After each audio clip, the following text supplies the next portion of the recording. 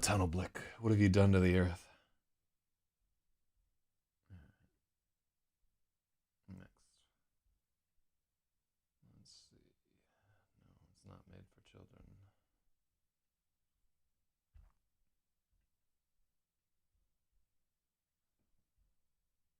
There we go. Let us begin.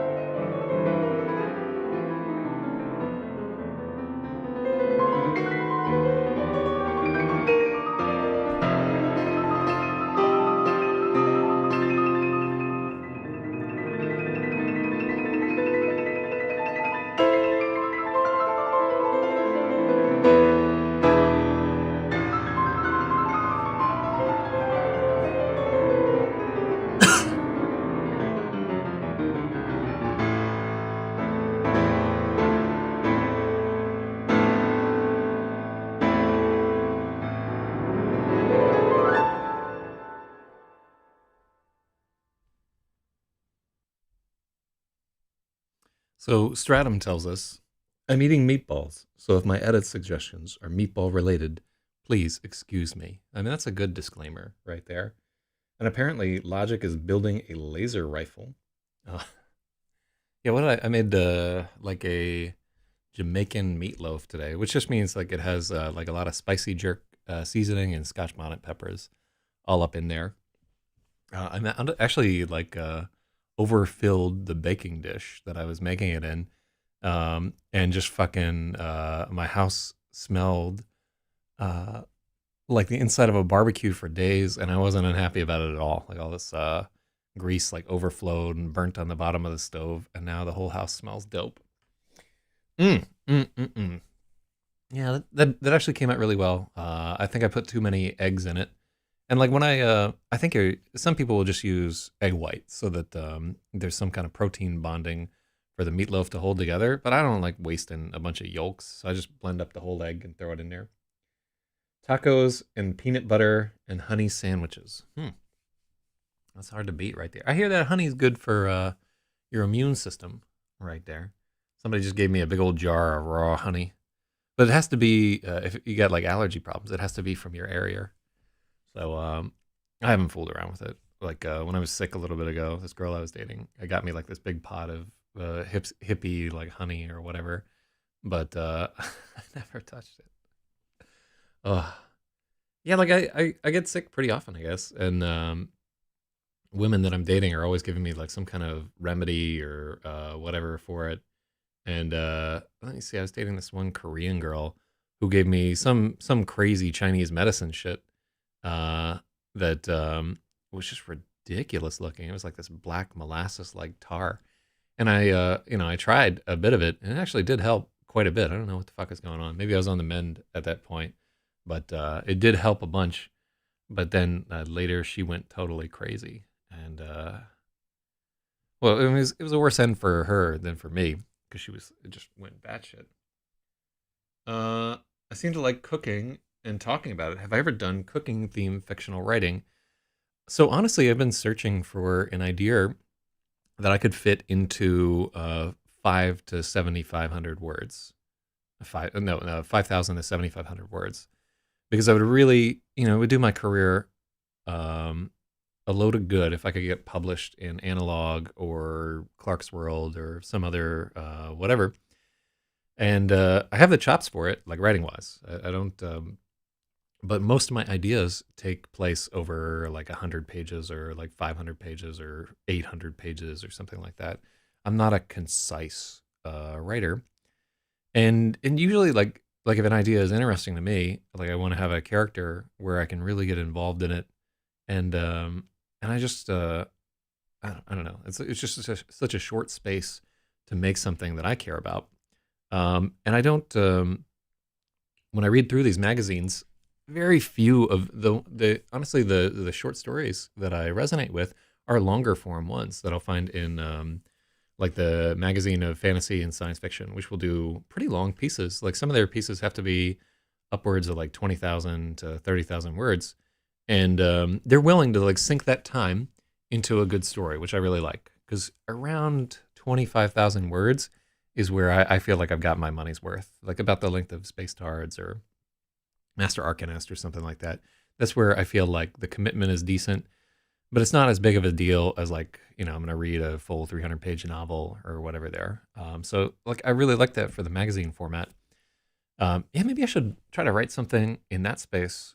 It just, when you're blackballed, you don't know what parts of the industry you're blackballed from or which people you can't fuck with. So it's a good idea to reach out to different venues and so forth and find out where you're welcome and where you're not. Um, but yeah, I've always liked stories that included food in some kind of significant way or context. I was brought up cooking a lot, and I think it's a pretty universal that people like food.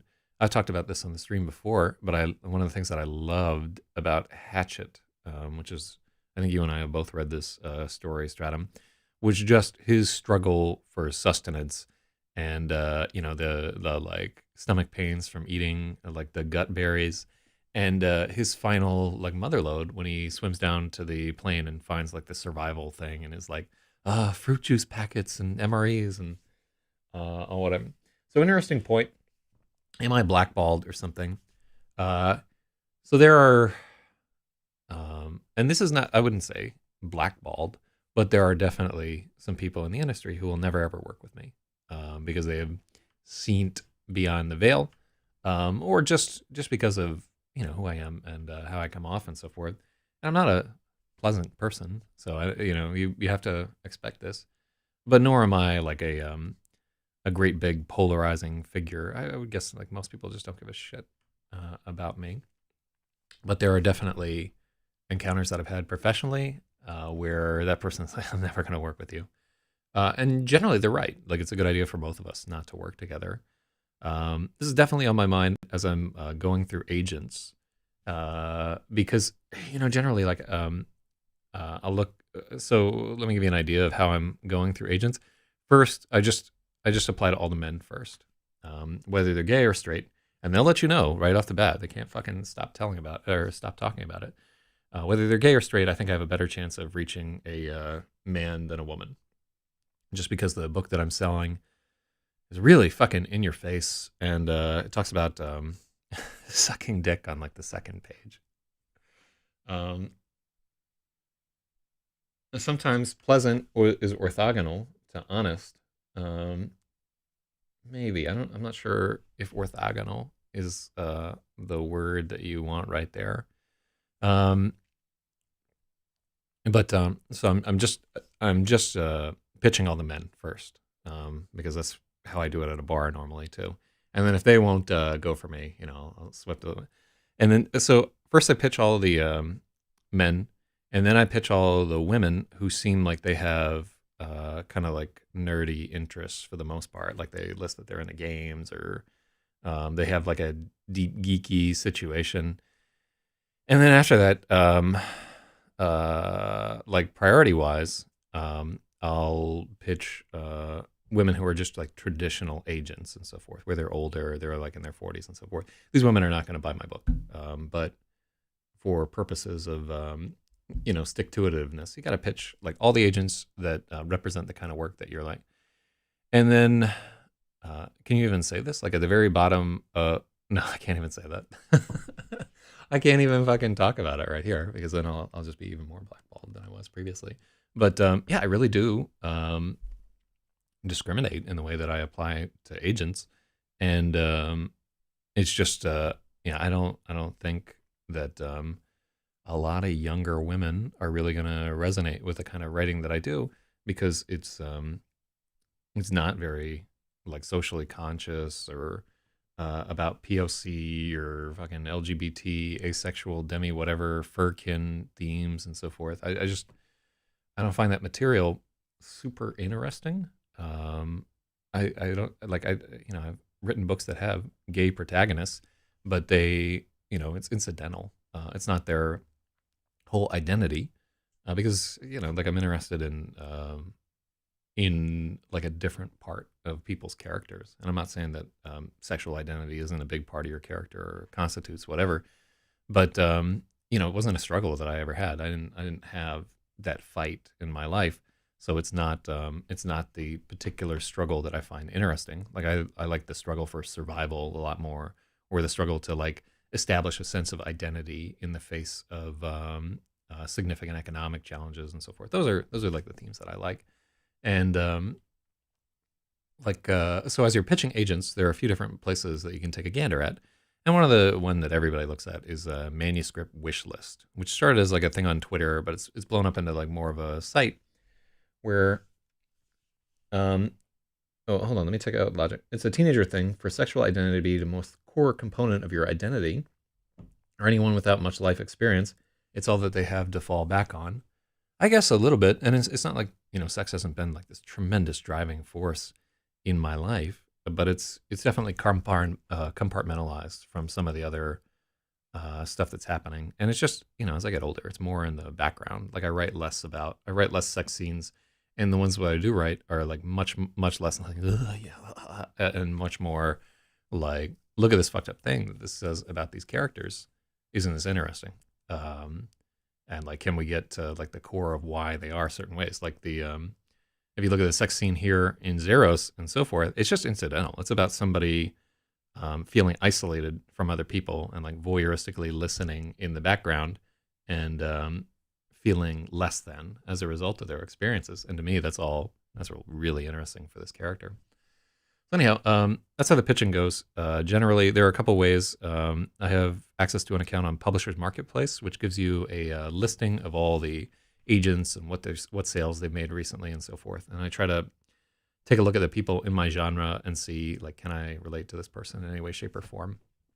And then Then there's manuscript wish list, which is like people are like, this I'd really like to see a protagonist who is androgynous, who no fairies, but some kind of urban fantasy without fairies. And really, they get like really specific like that, and they'll list books that they loved. And I know I'm in trouble if I look at all the books that somebody loved, and I'm like, I haven't read any of these fucking books. One guy that I pitched the other day was like, he was in my alley because he's like, I'm not afraid to take a look at something that's dark and funny. And I'm like, well, I have a fucking dark, funny book.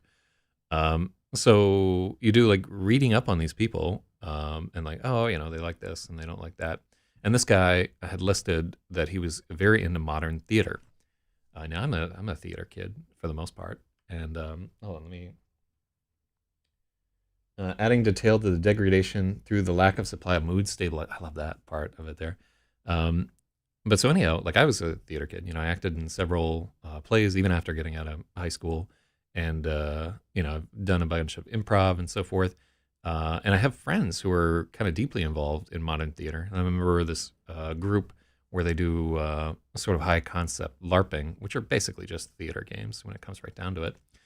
So I'm like, oh, we should have some overlap, but I don't know any of the playwrights that he's talking about. And as I'm looking up on each of those playwrights, it's like very deep into the, like this is a story about women, the Democratic Republic of the Congo, and their like struggles to own a chicken coop or something like that, which is not meant to be dismissive, because honestly, the Congo is crazy. The shit that's going on over there, rape is like their currency. Just like a tremendous pit of human drama that I'm interested in. In fact, I'm like interested in a lot of what's going on in Central and West Africa, because there's like crazy shit going on all the time. But anyhow, like finally I found a corollary, because he's like, it'd be really cool if you could describe your book in terms of one of these playwrights that I'm really into. And the closest I could come was like a scene in Moonlight where the protagonist, I haven't even seen Moonlight, but I know enough about it. I know there's a scene where the protagonist has been jumped into a gang, and the next day he goes to school and just fucking shatters this chair over the guy that instigated the jumping in. And the way that it's shot is kind of interesting, because there's no sound, right? It's just him walking in. He doesn't say anything. The only character reflection is he hesitates for like a split second before he opens the knob, goes into the class, no hesitation, just fucking like boom, WWE, shatters a chair over this guy's back and is still beating him on the ground, and then he's hauled away to prison. Moonlight won an Emmy or an Oscar or one of those type things, and it actually seems pretty worthwhile. But it's like a big part of the core drama is that the main character is gay and searching for a sense of identity within his whole thing. So so anyhow, like I try to relate to this guy through there. And then another thing that happened while I'm like pitching these agents is I'm reading one person's profile, and they're like, I'm really into Murakami and South American magical realism. And immediately I light up because like I love Murakami.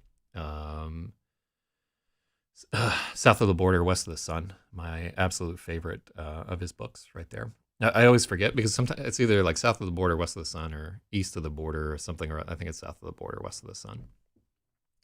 But it's always darkest before the dong, brother. So anyhow, like as I'm reading this guy's profile, and this dude, he represents a region that isn't even really America. He's not like a great fit as an agent.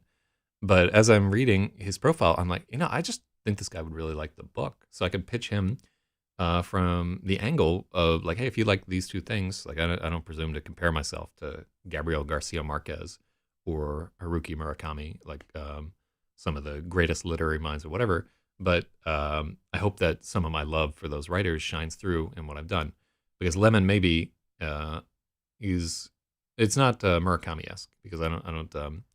He's a little more abstract than I am, but definitely some of the points. In fact, like the very first chapter, A Picture of Nothing, is inspired by a point in 100 Years of Solitude, where, and I'm forgetting the name of I think it's like Benavides or whatever, one of the patriarch of the family becomes obsessed with catching a photograph of God. So he's like going around the house taking pictures. And there's a Jesus and Mary Chain song where they also have a lyric about it. It's like the photographs of God I bought have almost faded away. Ugh. And it's not even, I don't think it's Jesus and Mary Chain. Anyhow, enough blather. This should give you an idea of how much work it is querying agents. And every agent that you're querying is like you putting yourself out there, and you really have to pour some of your heart and soul into these letters and still stay professional. Like for the Italian agent I was querying, I'm like, all right, well let me greet him formally in Italian, and like what's the correct way to it's like gentile signore. And East of the Sun and West of the Moon is a very enjoyable Stan Getz song. I bet that's where he took the name from, because Murakami is like a huge jazz fan. So that's wild. Anyhow, so you put like a little bit of it, and really like I can only query like 2 or 3 agents a day, and then you hear fucking nothing from these people for 4 to 8 weeks because there's so many people clamoring for their attention. And then in like 8 to 6 weeks, about half of them will send you like a tidy little rejection letter. It's like, hey, thanks for sending me your work. Unfortunately, it's not what I'm looking for at this time, or I don't feel like it adequately, blah, blah, blah, blah, blah. There's no reasoning behind it, because so many people are like stalkers, fucking hounding these people. Just like, no, I know you'll like it, because people have their identity tied up in their artwork. And when somebody is rejecting it, you're rejecting that person, which is hard for like younger people to take, for sure. And like every person has their struggle with rejection, because if you really think about it, like what is it, like 99.999% of the people you meet are rejecting you. They're not your close friends. They don't see you, and they want to know more about you and be close to you and so forth. Most people would just as soon you like took your fucking whopper and went away and didn't bother them again. So, a tremendous part of life, dealing with that kind of rejection. And it's something you get better at as you get older, because more people have rejected you, and you care less about the people that don't fit into your particular, what you've sort of crystallized into. But it's still, especially when it's one of the ones where you're like, I bet they would really like this. Like as I'm thinking about that one agent who I'm like, I bet he would really fucking enjoy this. And I don't even care about making a sale. I just wish he would read the book, because I know he'd like it. So Logic says, sounds like a local optima for appealing to an agent. Such a good practice to be an IRC chatter, a lifetime of social rejection and scorn. That's true. I'm rejecting people every day and seeing it through their eyes, and like watching the ones, out of every, on IRC, out of every like 10 people that you're just like, no, you got to get out. You don't fit here. One of them will like cling on and bother you for months. It's like 1 in 10. And I'm sure that writers are the same way, and they're just as insufferable there. There was one more question that I want to get into before we actually start editing, which is, why do you need an agent there? A big part of it is that most publishers are closed to open submissions right now, because they're under, like, everybody's been writing for a year and they haven't been doing a good job of it for the most part.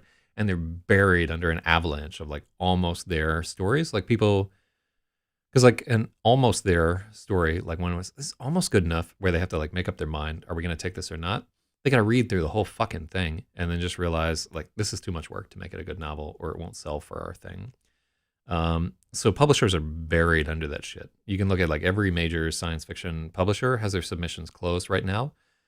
So you're not pitching these people directly unless you know them. And even if you know them, like I know a few publishers directly, pitching somebody directly ends your relationship with that person, because they have to tell you no in the vast majority of cases, because your work is not stellar, or it's not what they want, or whatever, or they just feel uncomfortable dealing with you. So I don't approach the publishers that I know directly. And I'll like, a few I've like hinted at like, hey, I got this fucking thing. And they're like, oh, that's great. Good luck with that. And they're like, oh, okay, loud and clear. They'll tell you if they're fucking interested in what you're working on. But for the most part, you can't hit these people directly. But agents can, because they essentially have a relationship with acquiring editors, where the agent acts as an additional screener. like, hey, I'm only going to pick out stuff that I think that there's a pretty decent chance you'll buy, and I won't waste your fucking time. That's the contract between the agent and the acquiring editor. And generally, like if an agent has picked something up, it has to have some kind of commercial merit, because agents won't buy, they won't waste their time with shit that doesn't sell because they're paid by commission. So they act as an in to acquiring editors there. The other part of it is that agencies are decent at handling contracts. Handling a contract is not something that you should do on your own, or without like a lawyer involved and so forth. And lawyers aren't as specialized. And a lawyer that you hire yourself isn't there to like make money, right? They're not there to like, twist the knife or squeeze the grapefruit to get every drop of juice of it. An agent is getting a percentage of what's going on. And frequently, because they know what the market is worth and they have an idea of what's going on, and it's their whole job, they can get a lot more money than you could on your own. Enough that it will more than justify their thing. The other part of it is like having an agent that works with you all the time frees you up from the exhausting process of querying motherfuckers. Although you still, like, there's shit that your agent won't buy that you still have to query people. It just takes a lot of time and energy and so forth. Hey, Zach, I just noticed, but what's ZYZ? That's my name. Would it be possible to use some kind of NLP classifier to target agents who would find some piece of writing more appealing based on their past acceptance? I don't know that anybody has done any kind of. Okay, so there's a database of agents and what they've bought and what they've sold and so forth, and all those things, like all that data, potentially you could construct a sort of I don't think heuristic, an algorithmic agent picture that finds similarities to your work. But you know what I would fucking target for that is I would identify certain genre specific words, right? And I would identify certain like flag words, right? Like the number of times that the word faggot appears in your story. There is a direct correlation between a certain class of agents. They won't touch any work that includes a slur like that. So there are certain words that will preclude your story being picked up by other people. Like I bet there's a whole boat of medical terminology out there where if your book includes like osteoarthritis or somewhere in there, there's like a bunch of agents that immediately disqualifies just by virtue of having that word in there.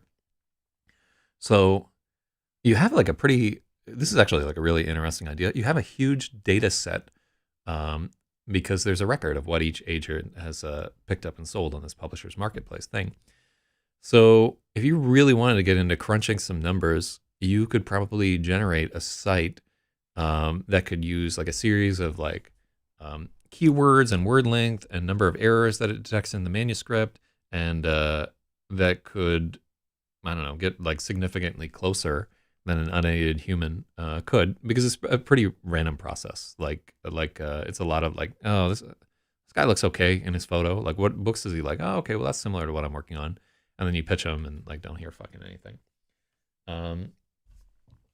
So holy smokes, what's the database? Well, it's a paid database, unfortunately, and because they're publishing people, they're not going to have APIs or anything like that for you. Honestly, like this is the kind of thing where you could pitch that company and be like, hey, I'm interested in the process of people pitching agents. Yeah, there's so many interesting ways that you could tweak that data and try to get a handle on what's really going on right there. This is super interesting to me, everything that we're getting into right here. But at the same time, it won't get my book edited. And it definitely, like, by the time we were done, if I don't have an agent by then, I'll have published these books myself. So, yeah, Logic, weren't you trying to create a robot to trade Bitcoin for you? And the IRS got all crazy because you had like hundreds of thousands of dollars worth of transactions. I was thinking about that the other morning, how much of a barrier the transaction costs would be there. Yeah, and it didn't go well. Well, hopefully you just like fed it $2,000 and we're like, okay, this is all you get. You didn't keep blackjacking your way up, double or nothing, everything. Oh, I got to figure out how to get all my Bitcoin out of the internet and into the hands of a van dealer. But anyhow, I'm glad we talked about this because it really is kind of like an interesting thing. It would be amazing.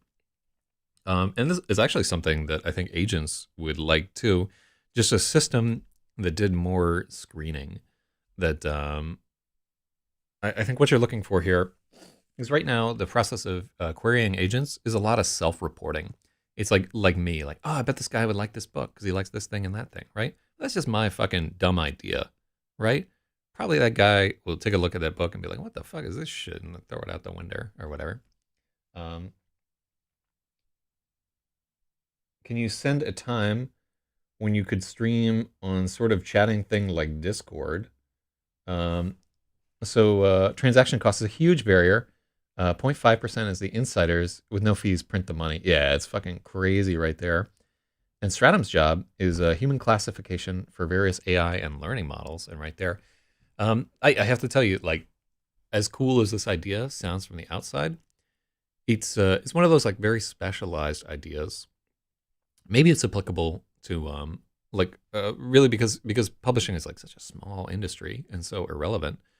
Um, what you would probably have better luck with if you were like trying to develop a product or something like that is if you branch this out into academic papers. Like if you built a technology where it took a look at the manuscript and extrapolated what kinds of people would be interested in the data that's contained within, and then spat out a list of like, these are the researchers that would actually give a shit about your thesis that nobody cares about.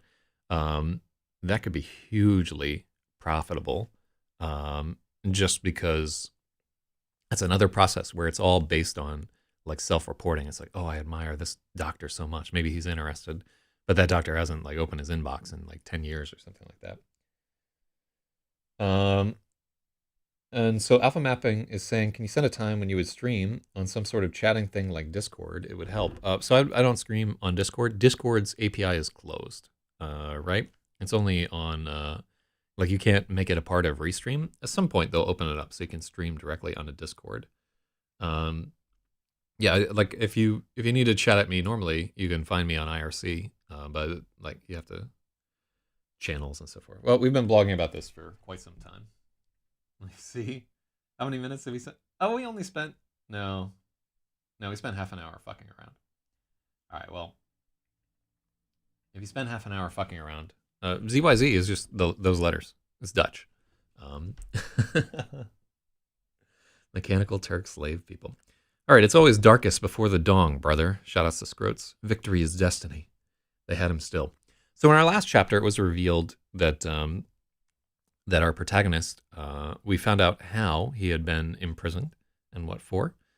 We found out that Pirate is still bound by the Hezo's brainwashing. He still believes that the mission is a good idea. And we found out that Pirate and Murderous were having a relationship. So now, from chapter 13 on, this is the point where we can start thinking about structural changes to the story. I.e., like I'm not 100% satisfied with how some of the characters turn out, and some of the plot points are fungible. So we can 32 minutes even. I know. It's like, well, it's interesting too. I do think that that's like an interesting problem to try and solve, and I do think that if you were willing to put like 6 months of your life into it, you could potentially create a website that that catered to like writers and academic writers and so forth. And if you could produce some metrics like, hey, 20% more of these get accepted and so forth, you could potentially start earning some profit off of something like that. But it would take a fair amount of very brainy work to make a go of it for the most part. And I don't know how much could be done by, oh, is it Chinese New Year? God, this time last year, let me see. No, I think it was Lunar New Year where I was dating some Chinese woman and she brought us like these bean cakes. That didn't go well. So chapter 13, Loose Lips. So this is XEROS, chapter 13. This is our 12th day of editing. We're all the way up to page 113, and here's chapter 13. Why did I think Pirate could keep a secret? I should have lied.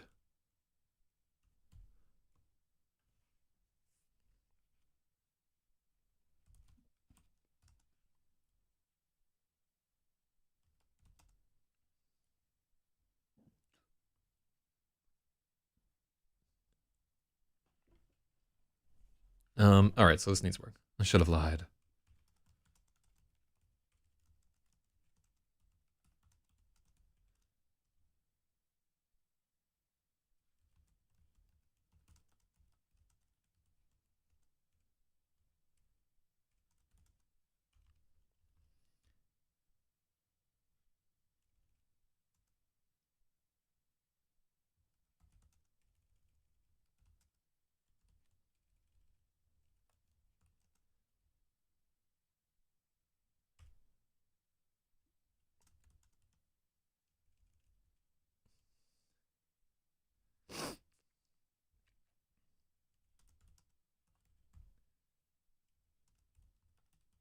No, I don't like where that's going. I should have lied.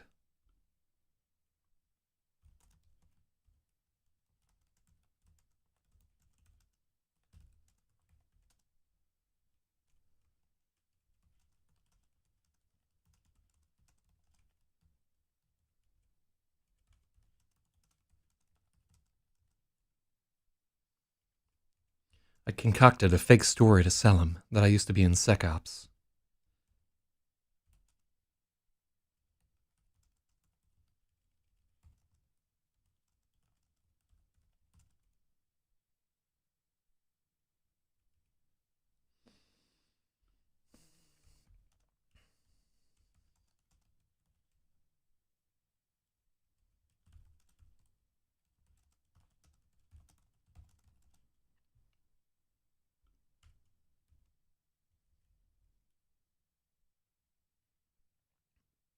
Mm-hmm. Let me see here.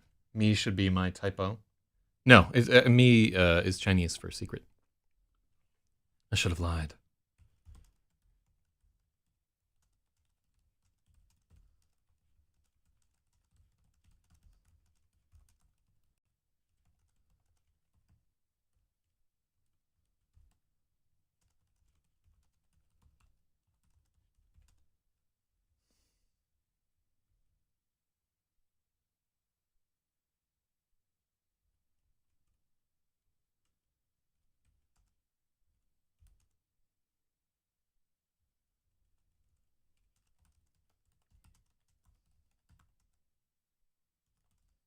Yeah, see how it's italicized there? So when you're writing, and you include a foreign word, like whatever like is foreign to your native language, generally we italicize. Like if you just include a French word in the middle of something, for the reader to like figure out, hey, this is a different language, that you're not supposed to know this word and it's not an error, we italicize in that case. Um, yeah. Oh, yeah. I'm just trying to. I should have lied.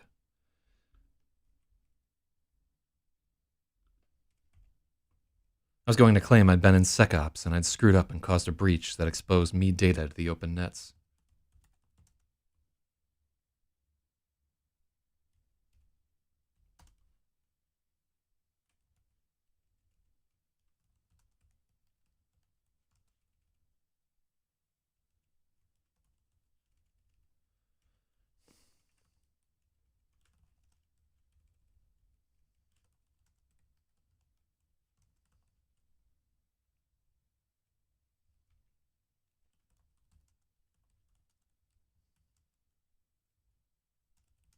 3 ships died for it.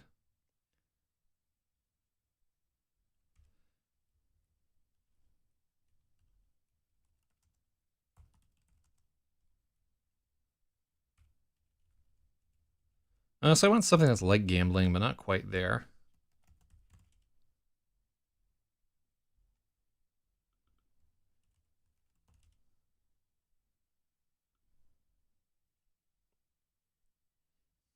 Mm, hedges, parlay.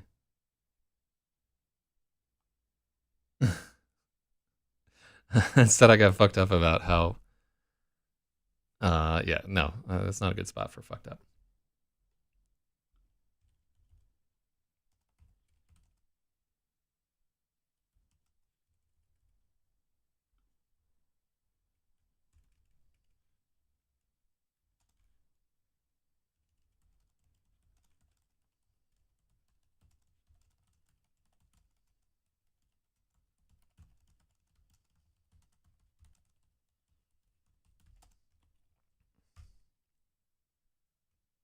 I was going to claim I'd been in SecOps until I screwed up and caused a data breach that got 3 ships destroyed.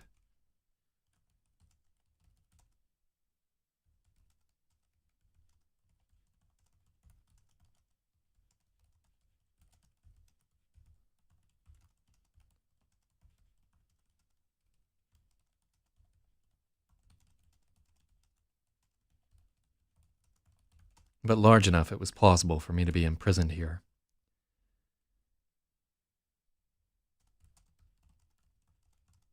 I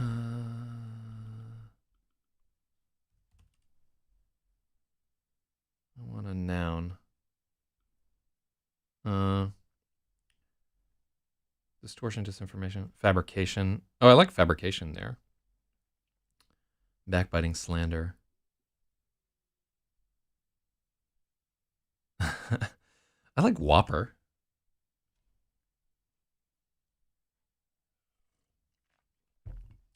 Let's take a look. I was going to claim I'd been in SecOps until I screwed up and caused a data breach that got 3 ships destroyed.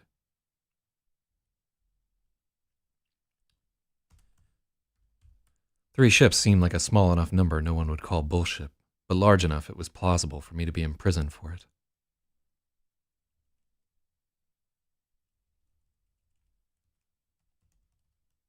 Condemned is better.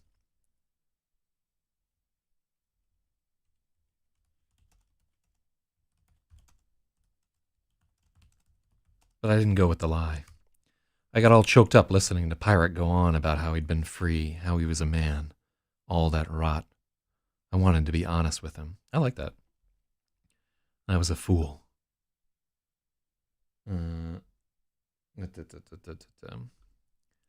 After my heart-to-heart with Pirate, Murderess joined him in the latrine. She had a different kind of X to wide in mind. I could hear them until the early hours of the morning, grunting and giggling. I tossed in my bunk listening to them and wondered why I'd refused Pirate's offer. I just didn't have the nerve.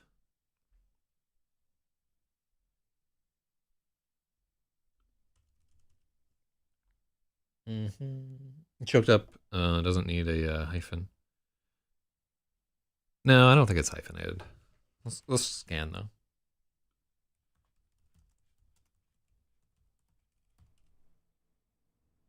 No, it doesn't look like it. Yep. Yeah, no hyphen. But it's always worth it to. It's one where like I too was like, yo, maybe this is the case. Got the Professor X blanket because it's cold outside.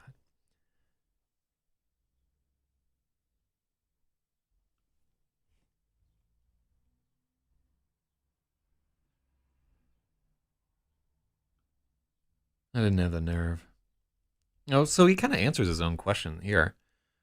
I tossed in my bunk listening.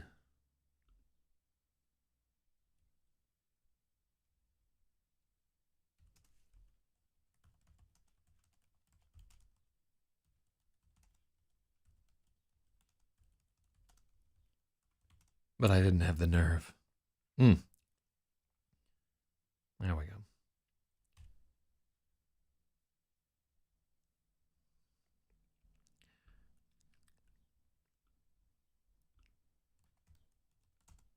The next morning, Murderess and I were the last 2 inmates in the flight line. We were waiting for them to get Addict into his ship. Every morning since the blackout it had been like this. There used to be enough drills to load the whole squadron in simultaneous. There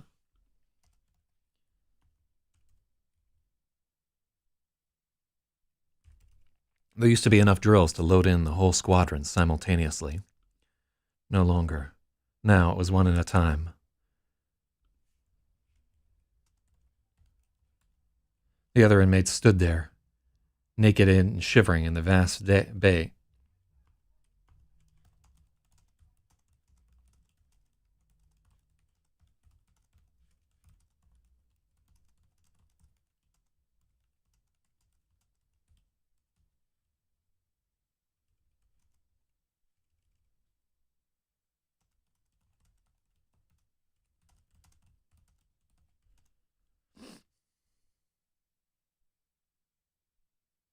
What did he hear while listening? So we say that, right? I could hear them until the early hours of the morning, grunting and giggling. I tossed in my bunk listening to them, wishing I hadn't refused Pirate's offer, but I didn't have the nerve. The next morning, Murderous and I were the last two inmates in the flight line.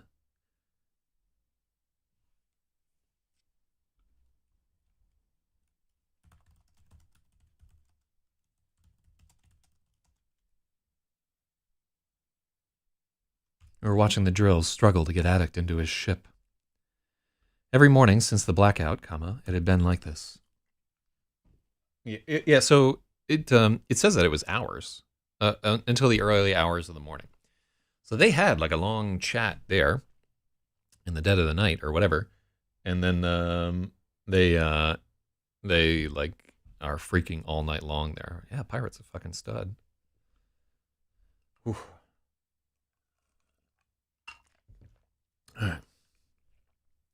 The next morning, Murderous and I were the last two inmates in the flight line. We were watching the drill struggle to get Addict into his ship.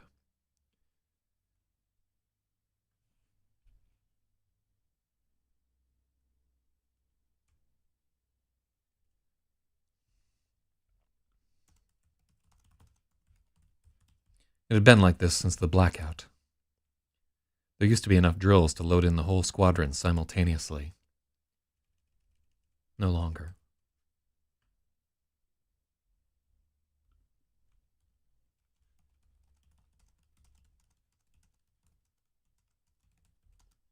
Now they had to do it one at a time.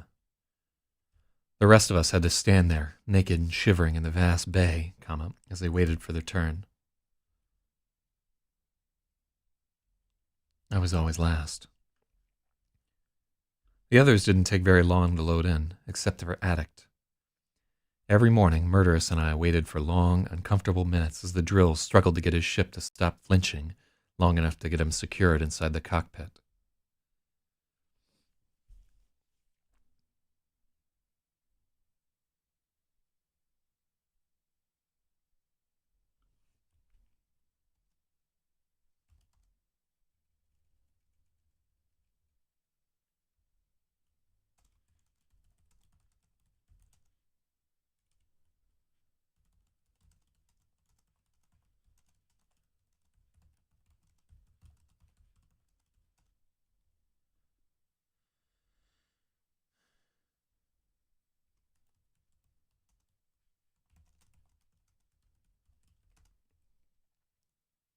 It took the drills forever to get his ship to stop flinching.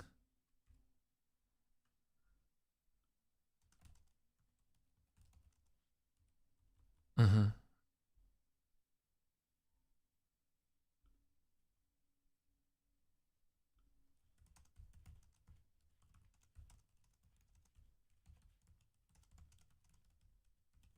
To get him mounted in the cockpit. Addict's ship had always been finicky, and it had only gotten worse.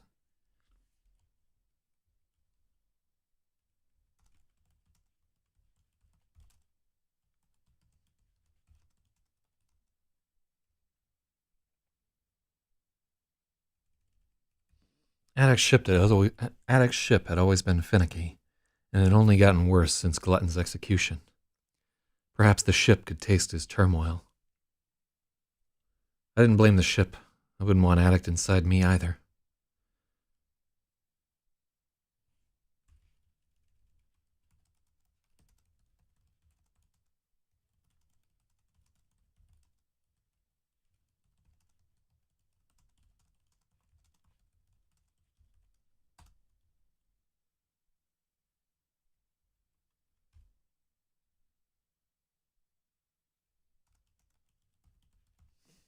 Murderous and I stood at attention on the freezing deck while the drills shouted at Attic to relax.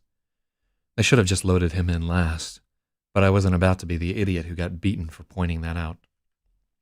So I like what's happening here, where let's see, where Attic's ship has always been finicky, and it's only gotten worse since Glutton's execution, which is where we start to the ship is finicky, and we start to anthropomorphize the ship a little bit there, where more they're starting to be like, wait, the ship can like fucking sense what's going on there.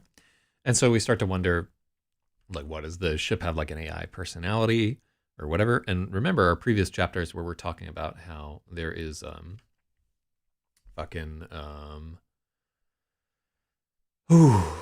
the only ships that are safe to fly are full organic, right? On a bad morning, it might take the drills 15 minutes to get him hooked up. Murderous and I stood at attention on the freezing deck, while the drills shouted at Attic to relax. While the drills shouted at Attic to relax.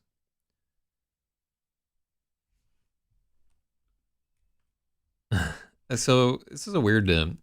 While the drills shouted at Attic to relax. We could make that. While the drills shouted for Attic to relax. I like it better that they're shouting at him than for him.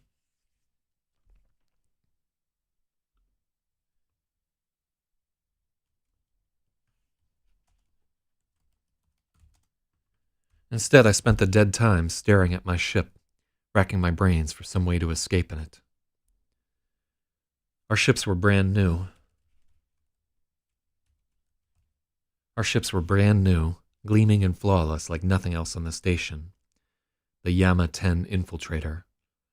The Yama were full... The Yama...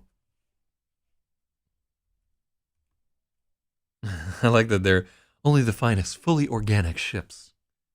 Did you ever describe the ship bay in terms of its size and scope? Well, we know that it's big enough for there to be cranes inside of it. And we described it as like a vast ship bay, but we haven't like kind of hammered it out and so forth. And honestly, it's not important in the we have like a little description where we say that it's like vast and freezing and so forth, but it's not a plot point. That's a good point. Yeah. They're synonymous. Yeah. Also, yeah, let's get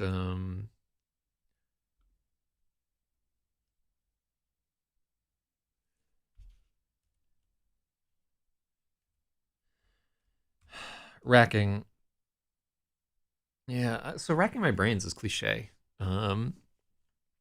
But we need to find a good alternative. We don't want to use it right there. So a yama is a Chinese word for devil. Right there.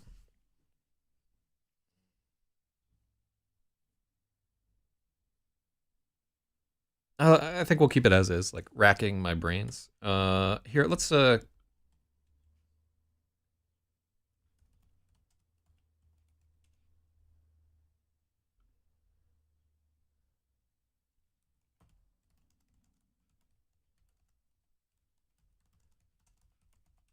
take a look. Okay, so yeah, you can see here where racking my brain has always been the preferred. Racking my brain is on a slight upward incline right there, but and that's like a high.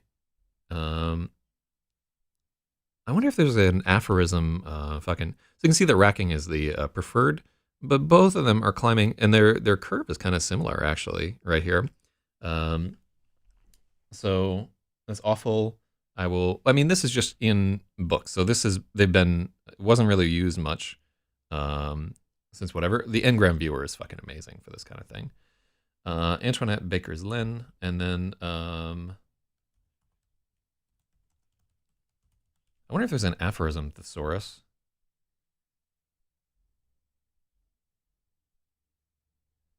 I would love to have a well, no, it's just showing me thesaurus entries, but I'd love to find an alternative for like racking my brain. So Alpha Mapping says racking my brain is more original, so you should use it. Um, that is not good advice for the most part. Like when you're using an aphorism, you want the most accepted version of it because you don't want the person to be like, "Is that right?" You don't want to have like a Berenstein Bears fucking Mandela effect moment. Um, so, like we can see by that graph that the number of people who will be like, "Oh, okay, that's right," when they're looking at it, will be like 3 or 4 times higher. I'm still not certain that I want to have this. Aphorisms are like easy writing. Um, so we could have these like searching his brains, um, scrambling for some way to escape it. But I think this works out.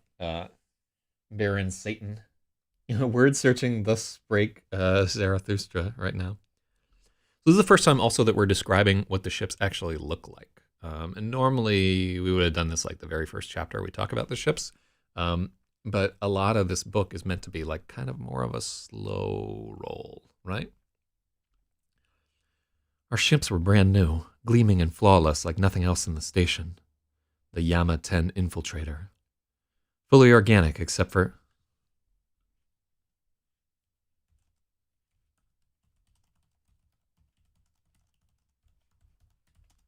Fully organic except the reactor and the payload. They were shaped like giant sunflower seeds. The hull was a meter-thick layer of corybantic phased diamond. Phased diamond is photoabsorbent. The top half of the ship became a gradient of purple to black where the harsh lights of the ship bay shone down.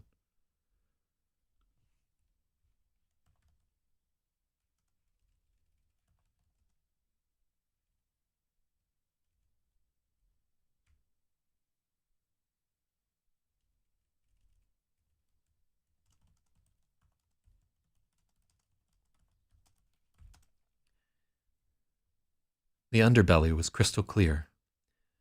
I could see the ship's innards pulsing, coils felled by the deep shadow of the reactor.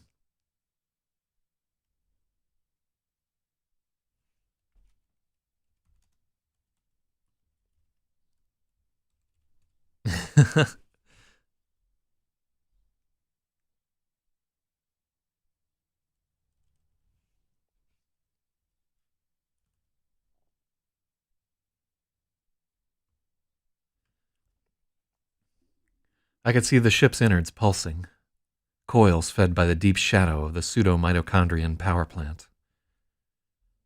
The cockpit. Oh, so I like that we're like getting into.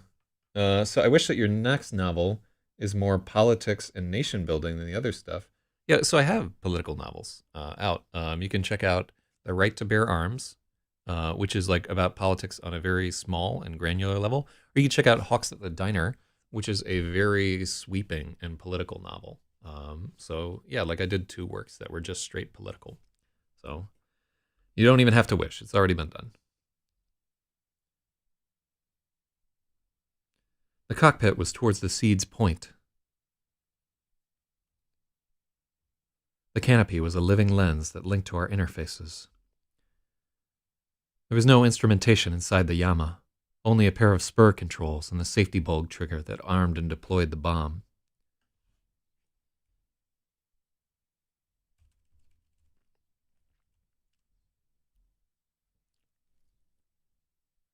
There was no instrumentation inside the Yama, only a pair of spur controls and the bulb trigger that armed and deployed the bomb. Squeeze, twist, tug, push. The firing sequence was burned into my muscle memory forever. So G is capitalized.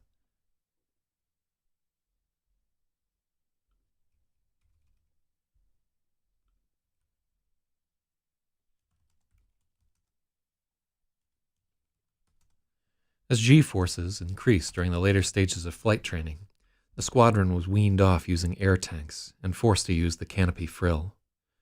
This was a sphincter of ship flesh that would close around the neck, sealing the head inside the canopy bubble. The bubble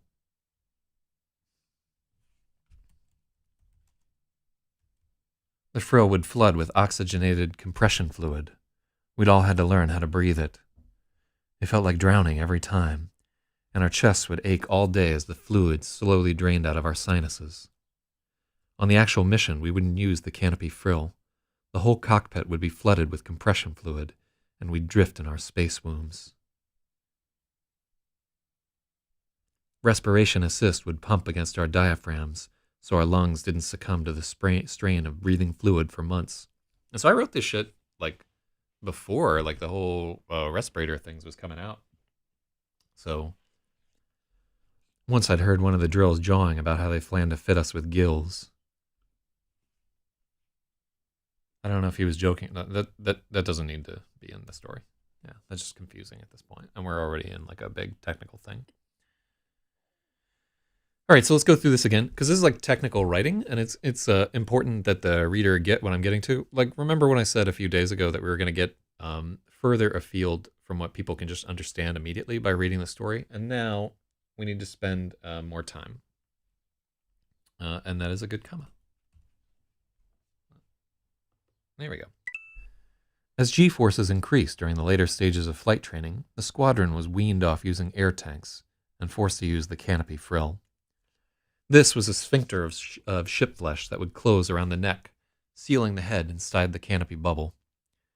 The frill would flood with oxygenated compression fluid. We'd all had to learn how to breathe it.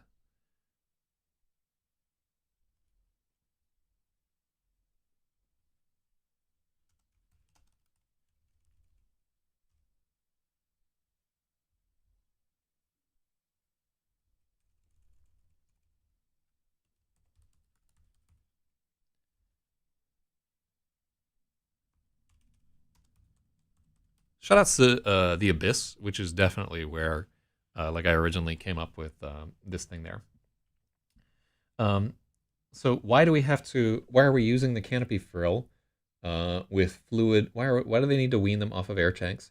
Why are we using the canopy frill with fluid instead? What does it have to do with G-forces? Yeah, so it's like a compression suit, basically. So they are intending to fly at G-forces that are so significant that like just a compression suit isn't enough to keep blood pumping through your body. So when you do like high G-force maneuvers, like all the blood will like shoot out of your brain and to your feet and so forth, and you'll black out. So right now, when you're flying any plane that like a space whatever, pilots will wear compression suits that compresses all over their body and just keeps a constant internal pressure. So it's harder for all that blood to basically pool elsewhere. Yeah, so some studies show literally like hundreds of Gs is tolerable to life forms in fluid. And we can think about it when we think about creatures like deep sea creatures, because like ultimately fluid is kind of incompressible for the most part. It doesn't compress a tremendous amount because of its atomic structure. So what we're talking about in this story is a mission where they expect to be subjected to hundreds of Gs, right? And where they've actually undergone operations to allow them to get into this process. So we don't have to get into what all this does right here. We don't have to like lay out and explain the whole thing because we get into it a little bit on the mission, right? That's where we start. We have like the rest of the book to talk about G-forces and how they affect the body and so forth. So Stratum thinks it needs to be more clear that this is acting like a G-suit. So in this portion of the flight training, it's not there for G-suit like it's the training is not because they're doing like high.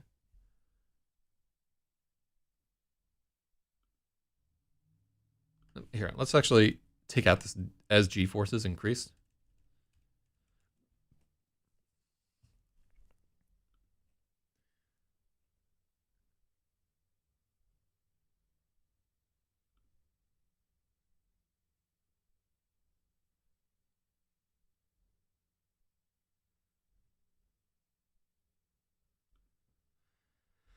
Okay. So I'm just going to remove mention of G-force there, and my reader is going to have to like take on faith because I think by mentioning G-forces there, the reader is trying to figure out what's going on here, and here we can just say um, the like this is slowly teaching them how to breathe fluid and preparing them for a situation where they will be immersed in fluid for the entire mission. Yeah, that's all I want them to know about this is like when they're flying in these planes, they've been doing it like with their head in like this thing, where and their lungs are like basically full of fluid. And then we get later into why they're using this compression fluid, because not everybody who like picks up this book is going to be like a fan of military aviation. Um, So Alpha Mapping says maybe add a part about oxygen tanks. It's already there. Weaned off using air tanks and forced to use the canopy frill. There we go.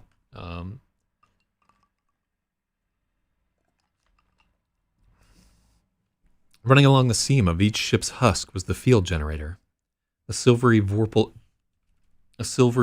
edge that could cut through space itself. The ships were 30 meters long, 15 wide. Pirate was right.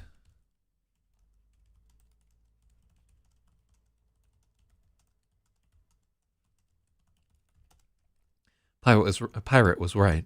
They were too big to be fighters. At the same time, the Yama were too small to be effective bombers. An F-Cascade bomb wouldn't fit in those tiny bays. There was barely space for a conventional fusion bomb. That couldn't be the plan.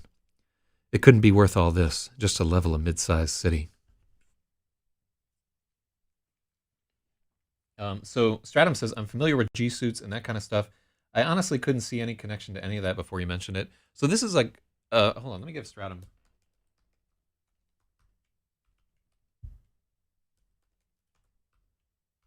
I'm going to give Stratum a couple of points here because to me, things that deal with the reality of what's happening here are like some of the most valuable edits. Like an editor can always catch, they can always catch like errors within the story. I mean, it's great that we're getting like lots of commas and so forth, but the most valuable part of this experience is readers being like, I don't understand why you're doing this here or whatever.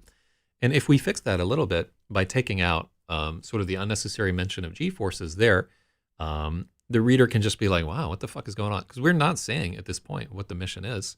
And it's for our reveal later. And we don't have to get in how these planes work and so forth. This isn't a chapter about like what the planes are about and so forth. This is a chapter about an exchange between Murderous and Traitor. And we're using this as an opportunity to talk a little bit about what the ships are so that we understand like why they're getting poured out of these ships like naked and shivering and so forth.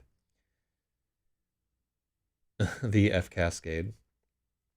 Yeah, so I like also that it did make sense to me and Logic, because we're like I guess like a little bit more plain guys and so forth, and so we had this assumption that other people would understand too because we already know it. But that's why it's so valuable to have other sets of eyes on this right here, so that things that are like that are just like drilled into me. I have to remember not everybody is like a nerd about this kind of shit, and when you're writing, you're not writing for a specific audience. You're writing for a general audience. So love that edit. Thank you, Stratum.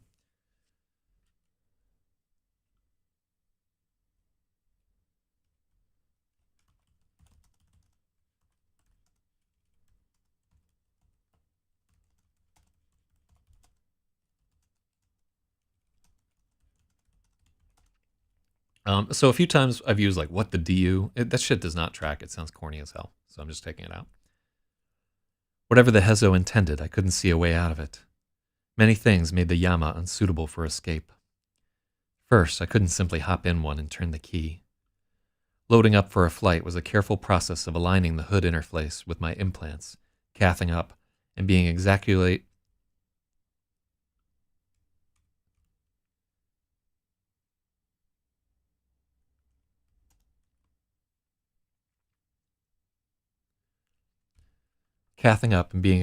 situated in the G-harness pocket. A slight misalignment and my ship would crush me into soup.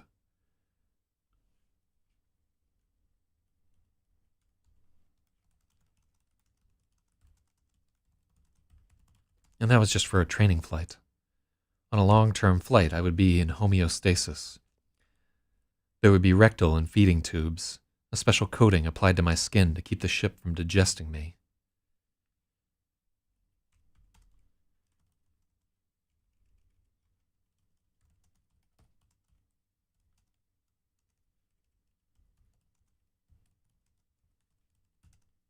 Getting ready for a long flight. Wait.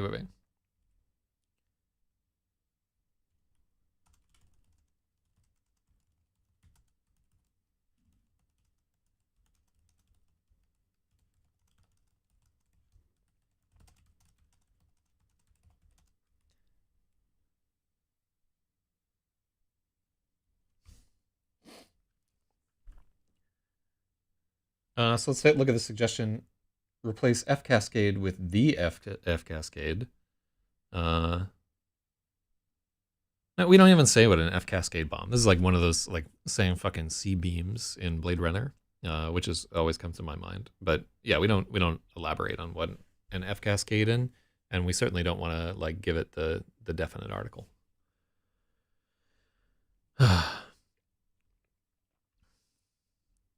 First, I couldn't simply hop in one and turn the key.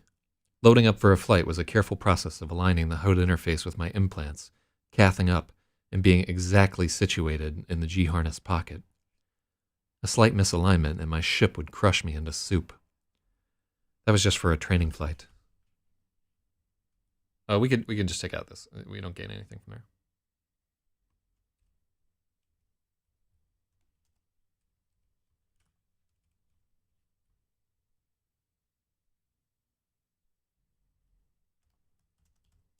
On a long-term flight, I would have to be in homeostasis. There would be rectal and feeding tubes, a special coating applied to my skin to keep the ship from digesting me. I misspelled catching. I got you, motherfucker. Oh, I love that right there. LOL.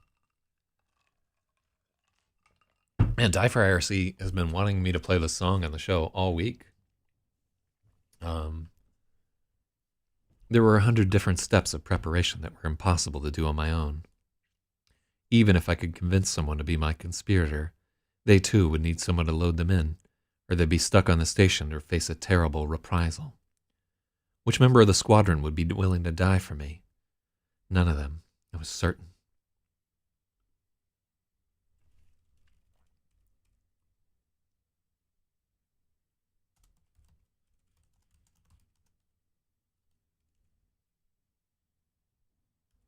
I was certain none of them would. So, hold on. In long-term flight, I would be frozen until I reach homeostasis.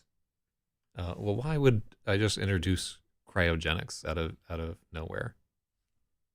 You know, there's just kind of an unnecessary complication there.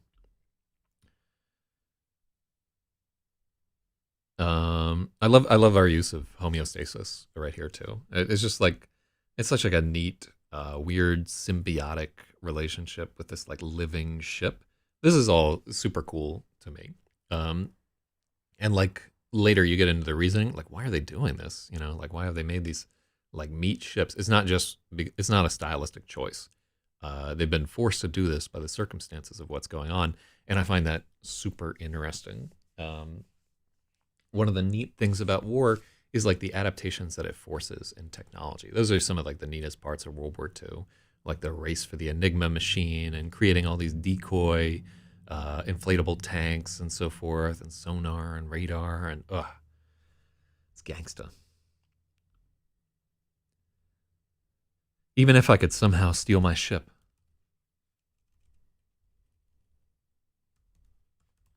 Even if I could somehow steal my ship, I would be going nowhere. These were low-mass, stealth ships.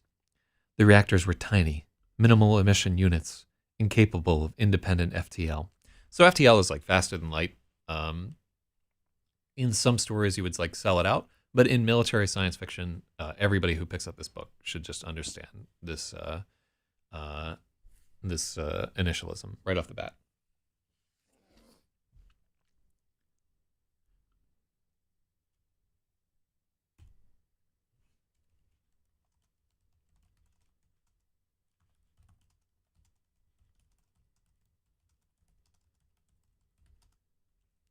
Early in training, I thought we would be fired from a carrier.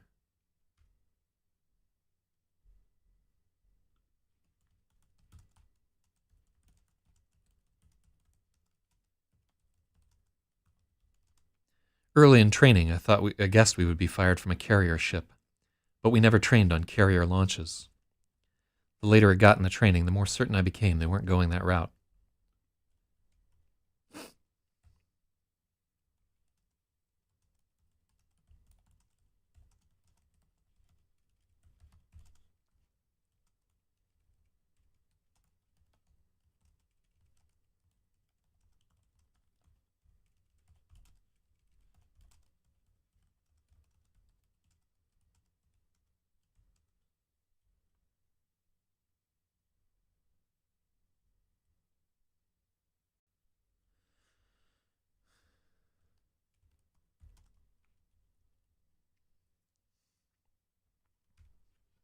Early in training,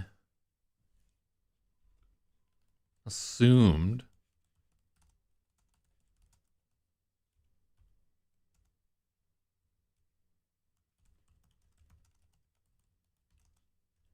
Early in training, I assumed we would be brought on a carrier, but we never trained on carrier launches. As we drew closer to the mission, I became certain there wasn't enough time left for us to learn. That left only one alternative. They were going to shotgun us. So this I really like right there, where he's just like, oh, well, like whatever this mission is, they're going to put us on a carrier ship at some point. And then as they're getting closer to like go time for the mission, he's like, why haven't we, like we haven't trained in launching from these motherfuckers? Like something else has to be going on. I like that because it like leads to it kind of paints a picture of how much time he has spent like wondering about the mission. Like, what are we gonna do? Like, and what he has to infer from the very limited data that's presented to him.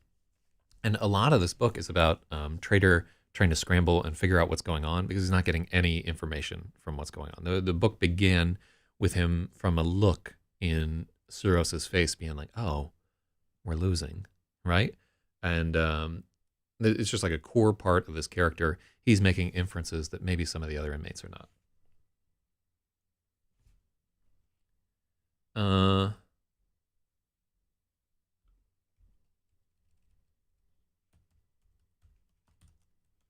I like deployed via a carrier. So I'm gonna give you that point there. Yeah, I think that's a big improvement. Early in training, I assumed we would be deployed via a carrier, but we never trained on carrier launches. As we drew closer to the mission, I became certain there wasn't enough time left for us to learn. That left only one alternative. They were going to shotgun us. I was so excited when I realized it. A Uniseca ring ship. It was the stuff of legend. There's very little in Graia or VTS tech still in service. Most of their ships and machines became useless in the early stages of the Cipher War.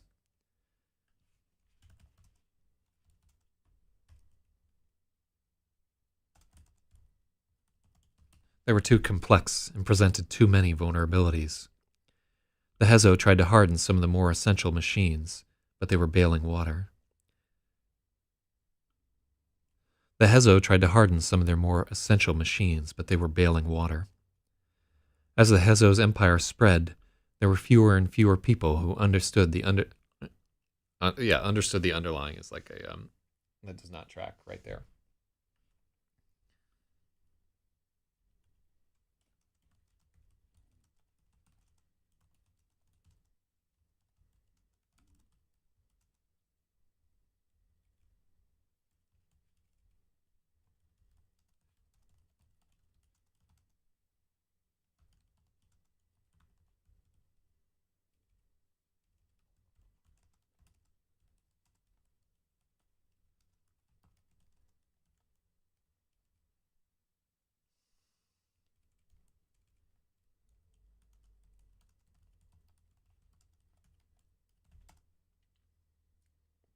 Is ingraya a word that should be in italics? No.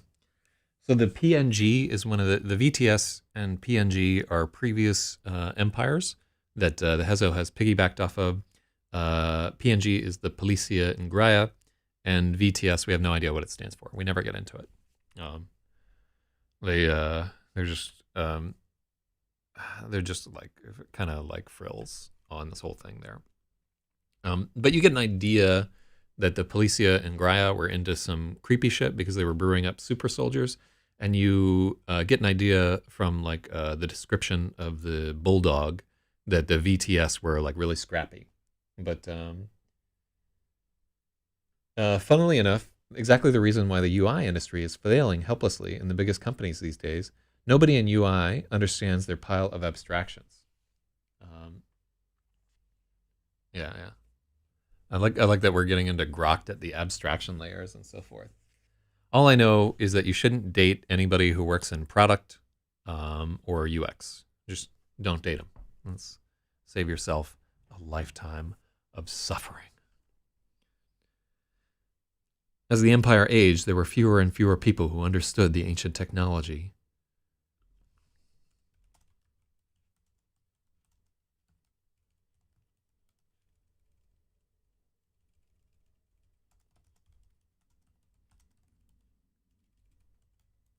And parts grew scarce. Finally, a day came where no one remained who could fix our machine.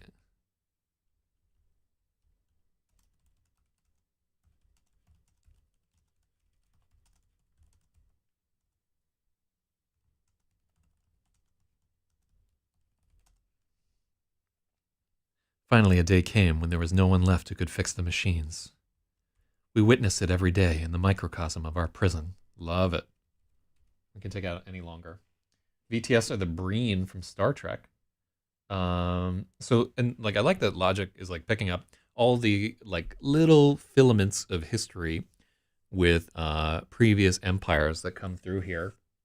And like one of the like my favorite parts about like the whole Warhammer 40K franchise is this idea that humanity is in like a dark age. Like there are all these former machines, like all this greatness that's been lost as people spread throughout space.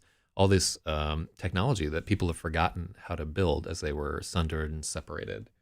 And I don't. What are the Breen even supposed to look like? I have never heard mention of the Breen. They just keep coming up as some scary race. Well, yeah, what was that like in the original series or something like that? Hmm. Yeah, I've never heard of these motherfuckers. I remember when they kept trying to like foreshadow the Jem'Hadar in Deep Space Nine, and when they finally showed up, it was like, oh, they have like a weird looking head. Ugh. And then like, oh, big reveal, it's the shapeshifters all along. Like fucking the guys in gas masks that you never see with their masks off. Huh? Yeah, I don't remember them. Maybe that was the original series, which I haven't really watched. Not a big Trek person. Uniseco was different. They really thought their empire was going to last for millennia, and they built like it. Self-sustaining, monolithic, and vast beyond anything they...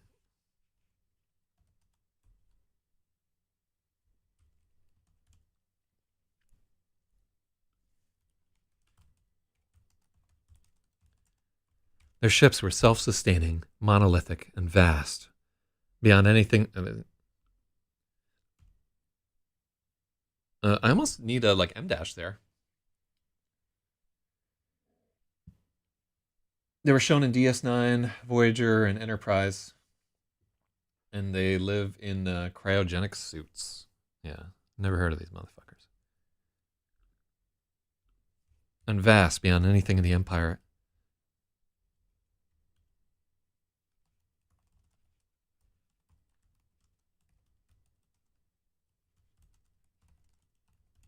And vast beyond anything subsequent empires could even attempt.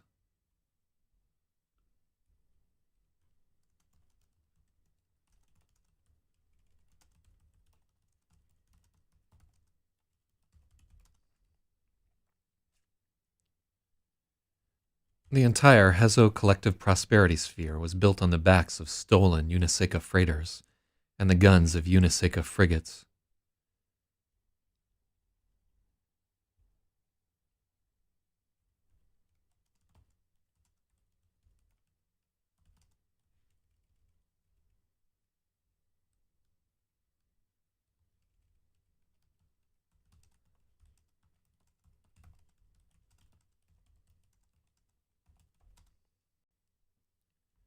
As these irreplaceable ships have been lost, the Empire has waned. High Command would give anything to rediscover the secret of the Uniseca mass inverter drives, except, of course, the freedom scientists would need to actually figure them out.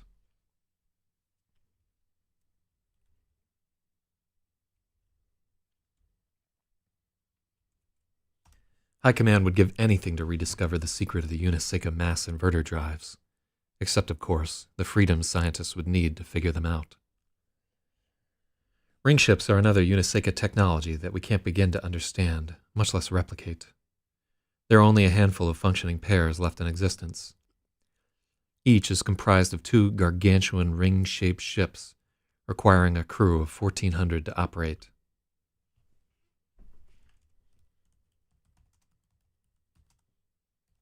Requiring a crew of 1,400 men. Let's take out men.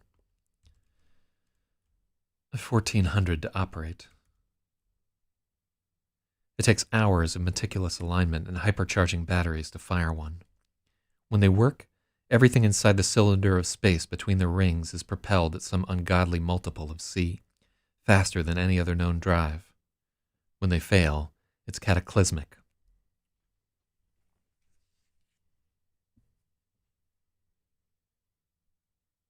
When you say inverter, it's hard to know if you mean like a power inverter or mass inversion, as in flipping, messing with mass.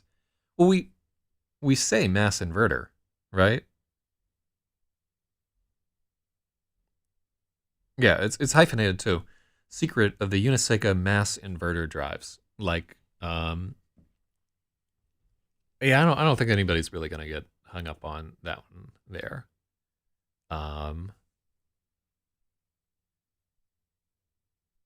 yeah, yeah, I think, yeah, if you have a suggestion for how that could be made more clear, I'm totally. But this is kind of like we're getting into the like Tom Clancy techno babble section of this ship. 50% of people will just skim over this shit, you know? It's interesting to like about half of the people, but this is a chapter where people will be like, oh, flip. But they miss out because they're like, this is going to build into some of the drama.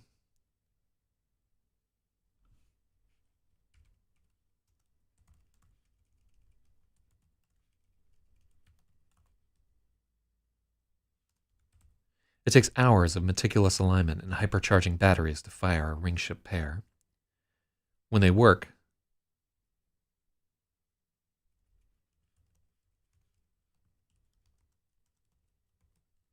when they function as intended, everything inside the cylinder of space between the two rings is propelled at some ungodly multiple of c, faster than any other known drive.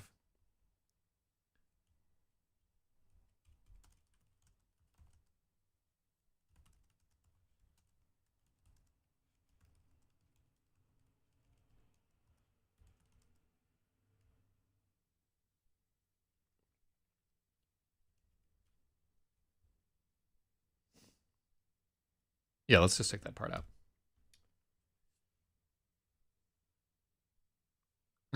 out. Separate sentences. Let's see if this works right.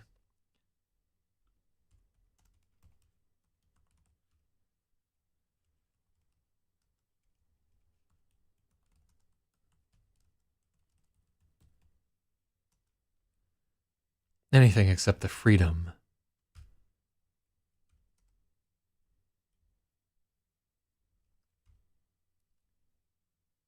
Anything except the freedom scientists would need to figure them out.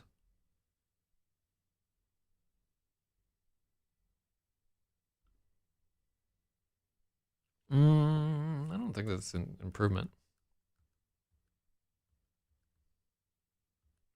Except, of course, the freedoms scientists would need to figure them out.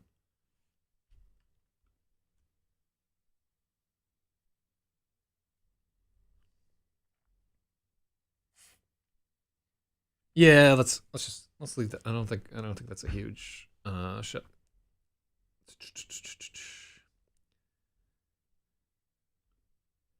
When they function as intended, everything inside the cylinder of space between the two rings is propelled at some ungodly multiple of c. When they fail, it's cataclysmic. You need a comma everywhere. Okay.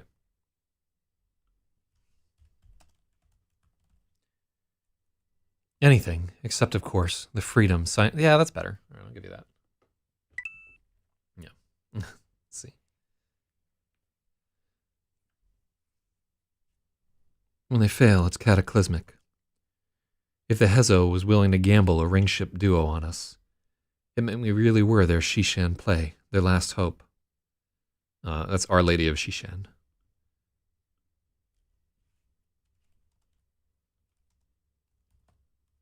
We were their last hope. What's the Uniseka? The Uniseka is one of the oldest stellar empires that preceded all the other empires that came before this.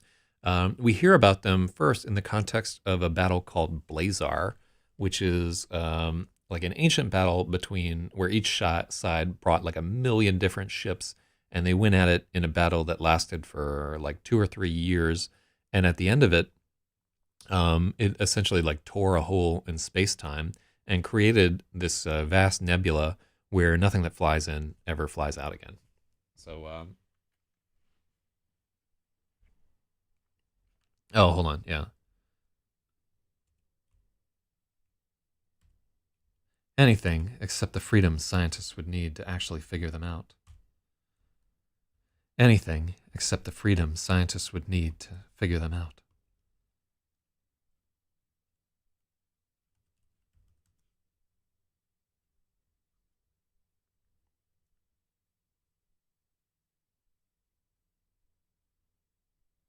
All right. Yeah, good luck alpha mapping. Have a good day right there.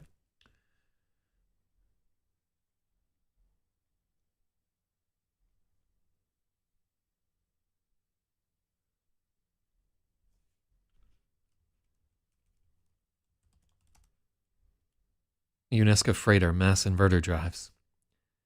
So we're like specifying that it's a different technology than this ring ship thing.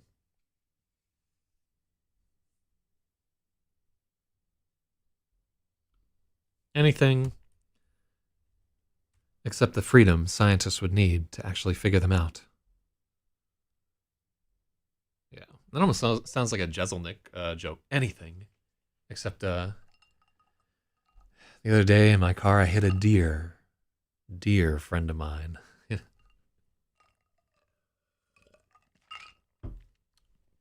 I fucked up that joke. It's the other day. I was driving the other day and I hit a dear friend of mine. Ugh.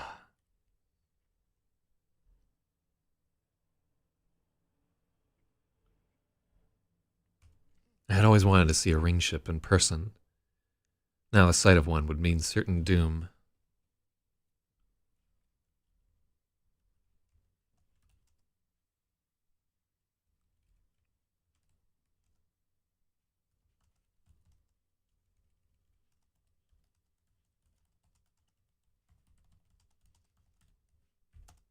Now the ships would be a harbinger of my doom. Make sure I'm spelling harbinger right. Harbinger. Yeah, that's why.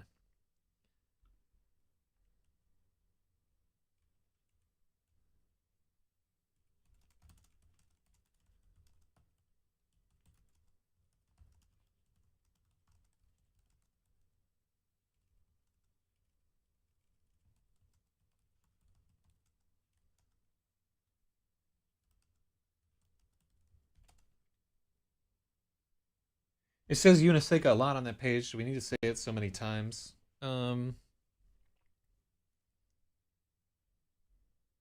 yeah.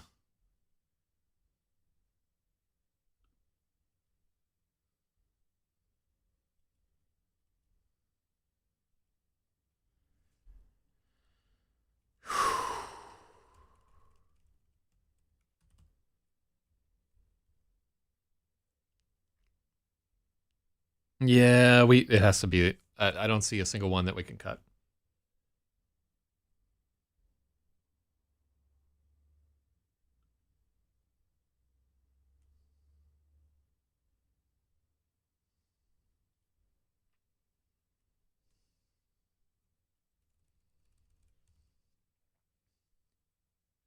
High Command would give anything to discover the secret of their mass inverter drives. All right, let's check out that one.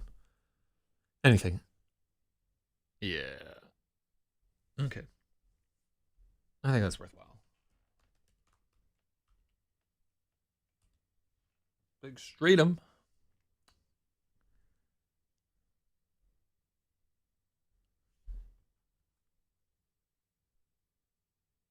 So there's no. It's just Harbinger.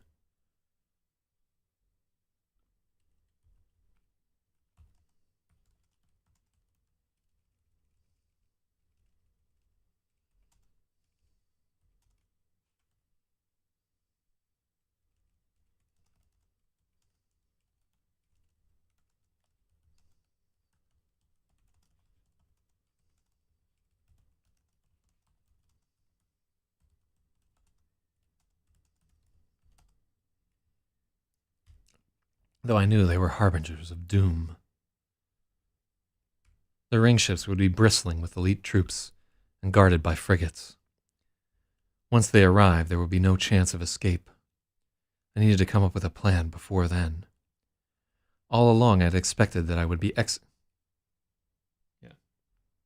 Does Shishan need italics? Yeah, I do. And it needs like a bunch of fucking weird squiggly lines on there and so forth. Oh, shout out to Spaethiwa. What did I miss? Rhetorical question. The chapter. The last two chapters, actually.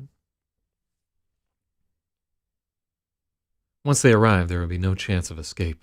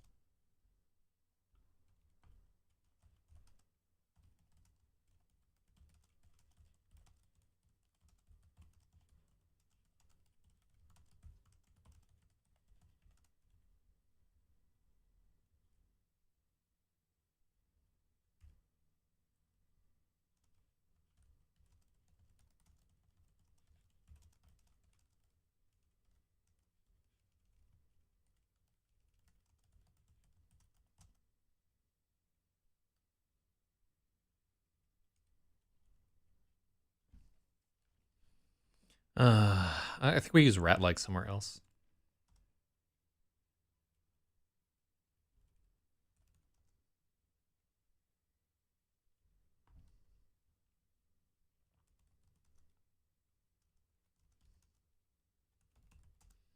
Now, time was running out.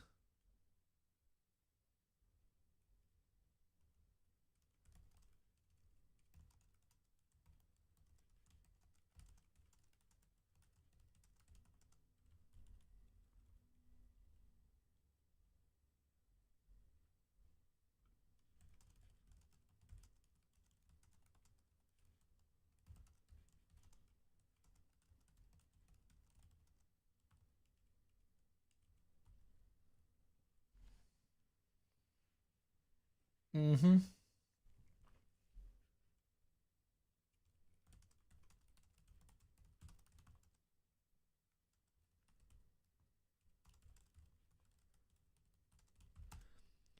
I could feel the time was running out.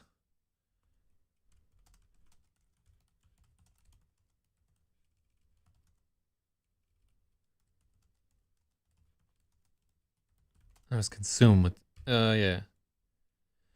I never dreamed I would survive long enough to actually fly the mission.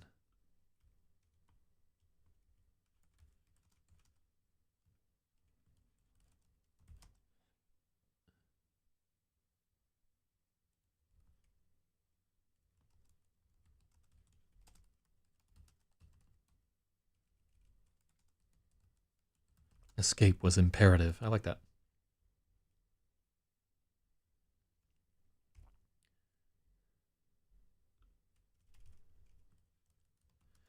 While all this was coursing through my mind, I began to feel the subliminal anxiety of being watched. I turned my head slowly, so as not to draw the attention of the drills. Fortunately, Addict's ship was still giving them problems. Murderess was staring at me. I shot her a look of reproach. Was she trying to get us both beaten? She faced forward, but as she did, there was a little smirk at the corner of her mouth. She knew. My stomach plunged. Immediately I realized Pirate must have told Murderess about Lydia. He'd looked anxious and queasy all morning. I'd written it off as lack of sleep, but it wasn't. Murderess had wheedled my secret out of him. And now...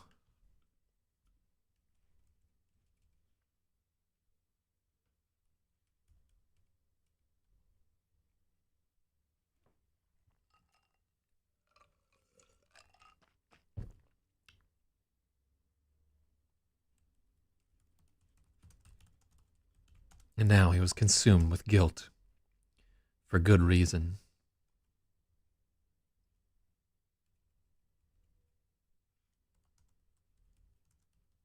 Now he was consumed with guilty fear. For good reason. I held absolute power of life and death over Pirate.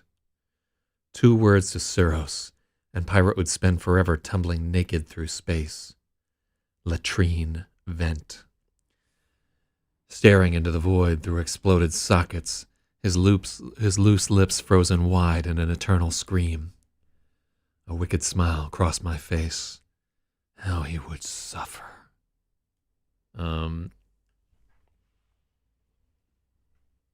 Wakama.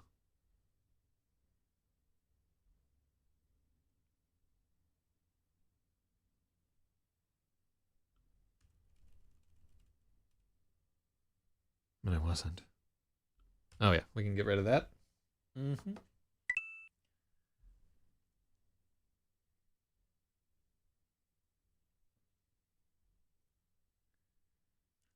I was standing at parade rest.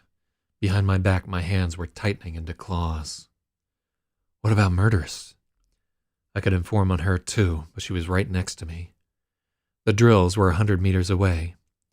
I began to wonder if I could strangle her before the drills could stop me.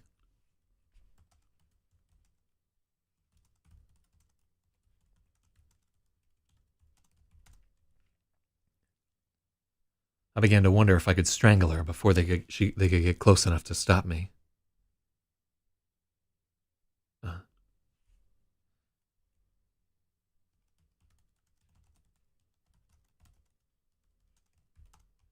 I began to wonder if they could... let's see. The drills were 100 meters away. I began to wonder if I could strangle her before they could cross the distance and stop me. Yeah, I like that better.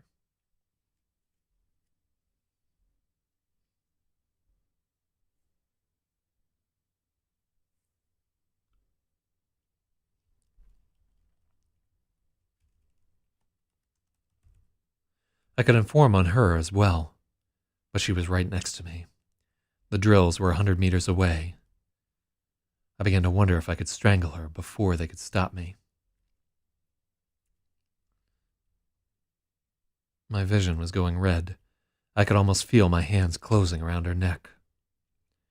Murderess gave a startled snort, interrupting my fantasy. Her eyes had dropped to my crotch, her eyebrows raised.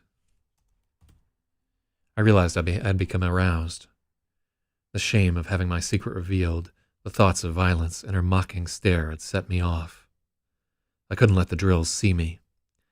I had to shut my eyes tightly, tensing my thighs until they were as stiff as oak. I sent my mind hurtling along terrible paths, thinking about suffocating in the barracks, mucking out the elevator shaft, the human soup spilling out of the ship hatch. I was too busy killing my erection to kill Murderous. It's a hell of a chapter right there.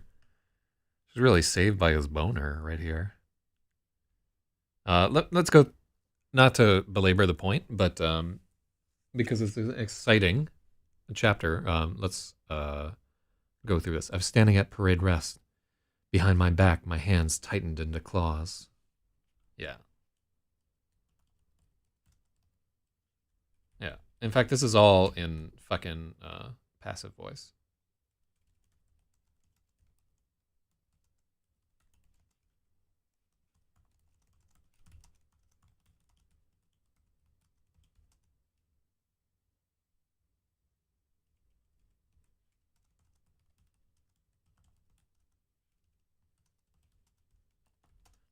Behind my back, my hands tightened into claws.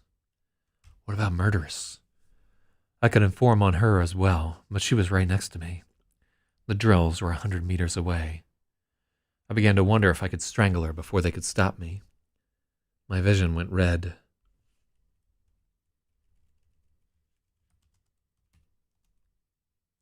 I could almost feel my hands closing around her neck.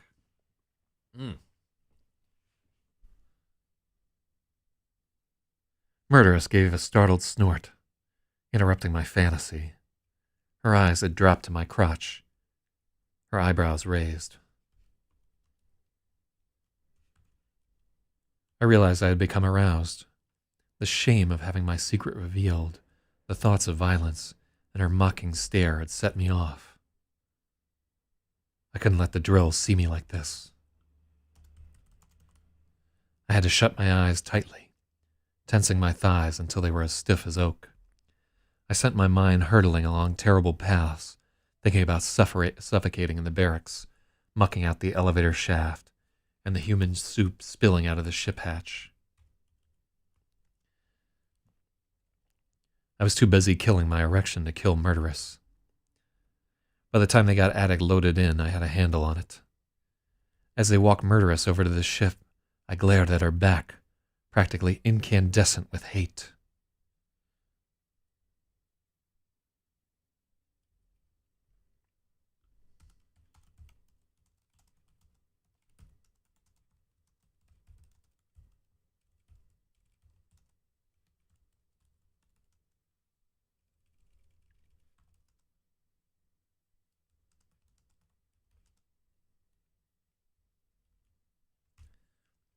I glared at her back.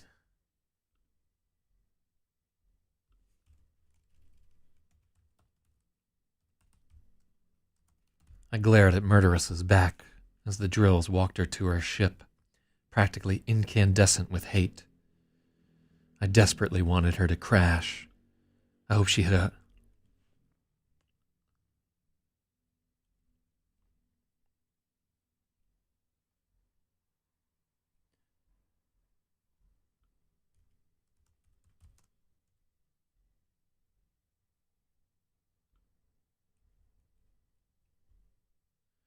I hope she hit a... I desperately wanted her to crash. I hope she would hit a ring so hard, her ship...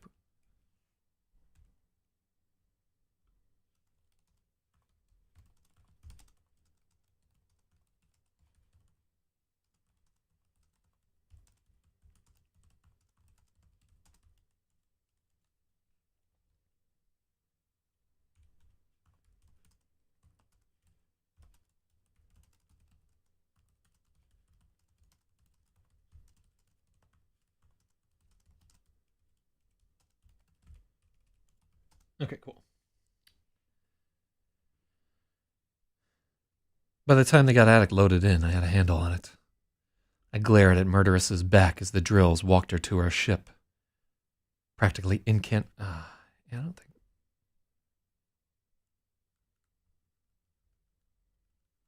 Yeah, that wasn't an improvement.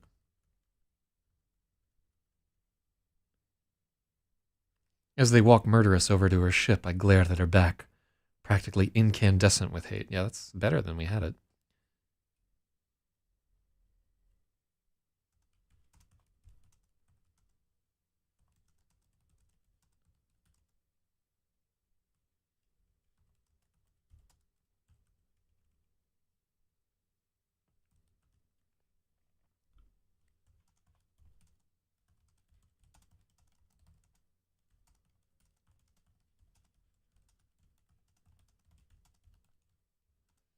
I hoped she would hit a ring so hard her ship would crush her into paste.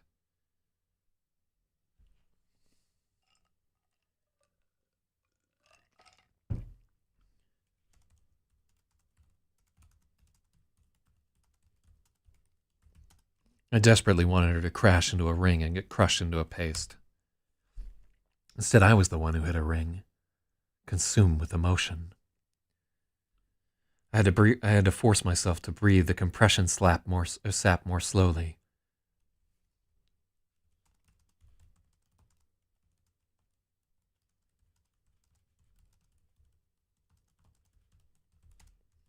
I knew if I did poorly enough, the drills would want to know why, and I would get us all killed.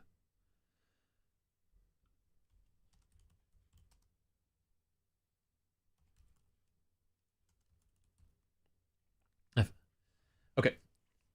Instead, I was the one who hit a ring, consumed with emotion. We used consumed earlier.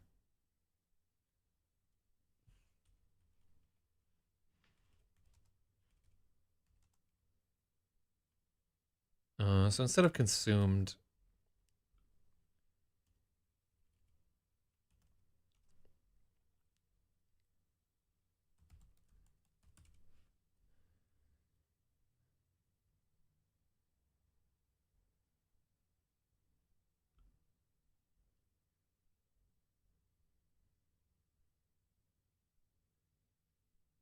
preoccupied is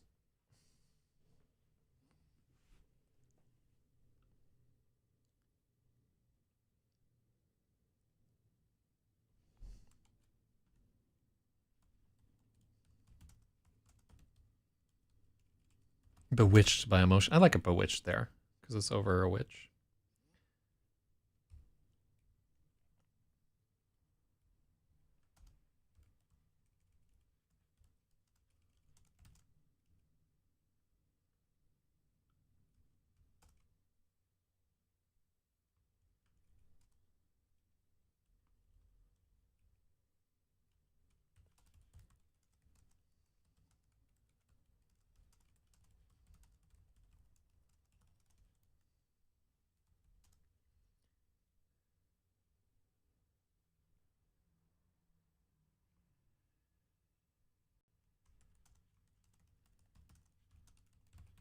If I messed up again, the drills would want to know why, and I would get us all killed.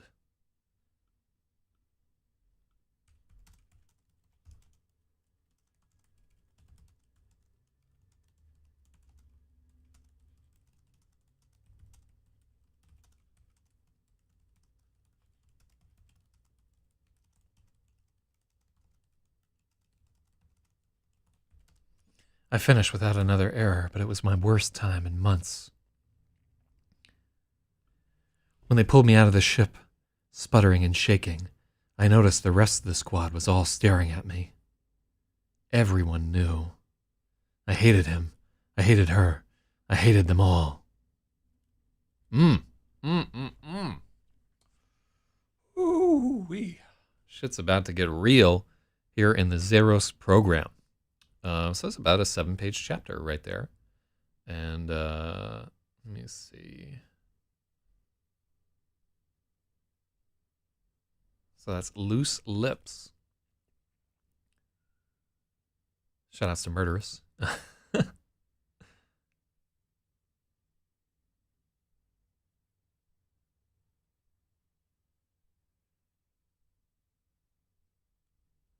And it's just 1,904 words. And let's subtract half an hour from our time editing, because it was just time dicking around. So started at 5:57 a.m. It's now 7:52 a.m. Let's not subtract that. So let's, because it doesn't look good if we're only editing for an hour. It's like a Friday night, I guess. But day 12, and then 1904, I think it was. Let me check. 1904. Fucking advertisements. And let's just say that we went on for 157. How close are we? 1 hour and 56 minutes.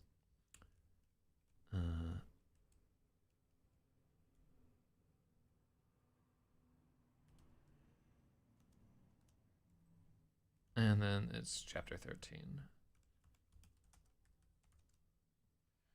All right, cool. Ooh, don't be hurting. You've got a Chinese New Year feast tonight after the show. Hell yeah. All right, everybody. Well, have a good day. Enjoy your Chinese New Year. Never get high on your own supply. And we'll be back tomorrow. Keep in mind on like Saturdays, we start a little bit later and we edit a little bit less just because I did a show the night before. Although, goddamn, my head is killing me at the moment there. That's my own fucking fault. But I digress. Let me get out of here. Adios.